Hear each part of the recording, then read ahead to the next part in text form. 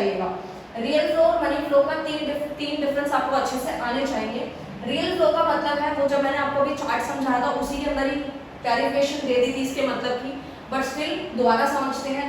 Real flow का मतलब है जब गुड्स एंड सर्विसेज का फ्लो देखा जाता है, जब सामान किसके बीच में एक्सचेंज होता है, हाउस होल्ड और फर्म के बीच में जब गुड्स एंड सर्विसेज का फ्लो देखा जाता है तो उसे हम क्या बोलते हैं, रियल फ्लो। आई होप आपको क्लियर है। जैसे फर्म ने हाउस होल्ड को अपना सामान दिया था तो इसमें क्या हो रहा था, इसके अंदर गुड्स एंड सर्विसेज का ही तो फ्लो था, तो उसी को क्या बोलेंगे, रियल फ्लो। नेक्स्ट आता है मनी फ्लो।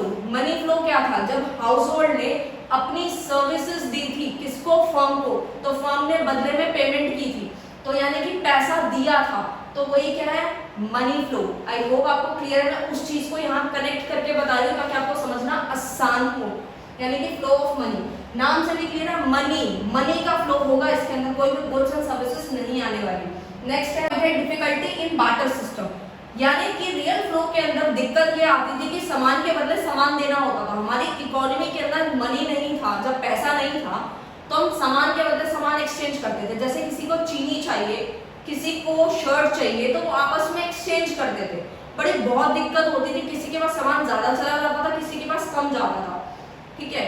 तो इस तरीके से प्रॉब्लम क्रिएट होती थी क्योंकि सामान के बदले सामान होता था। अब तो खैर मनी आ गया तो अब तो दिक्कत ही खत्म, एमआरपी लिखा होता है, पैसे दो और सामान ले लो, तो ठीक है। तो मनी के अंदर कोई दिक्कत नहीं है, यानी कोई डिफिकल्टी होती ही नहीं है, जितने का सामान आप लोगे उतना आपको पैसा दे देना है। बट डिफिकल्टी किसमें होती थी, गुड्स वाले में होती थी कि आपको जो गुड्स एंड सर्विसेज देने होते थे बदले में कोई पैसा उस टाइम होता नहीं था।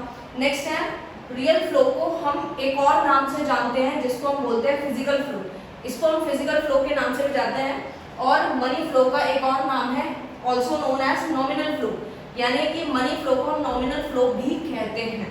तो इस तरीके से बीच में से भी क्वेश्चन आ सकते हैं क्योंकि देखो एमसीक्यू वगैरह भी क्वेश्चन आने वाले हैं, असर्शन रीजन वैल्यू बेस्ड बहुत तरह तरह की चीजें आ रही हैं। बट आपका अगर कॉन्सेप्ट क्लियर है तो मैं आपको श्योरिटी देती हूँ, अगर आपको वही यही सारी चीजें, चाहे वो मैचिंग में पूछे, चाहे वो ट्रू फॉल्स में पूछे, चाहे वो एमसीक्यू में पूछ ले, किसी भी फॉर्म में पूछ ले, तो आपको वो चीज आती होगी क्योंकि आपका बेस स्ट्रॉन्ग होगा।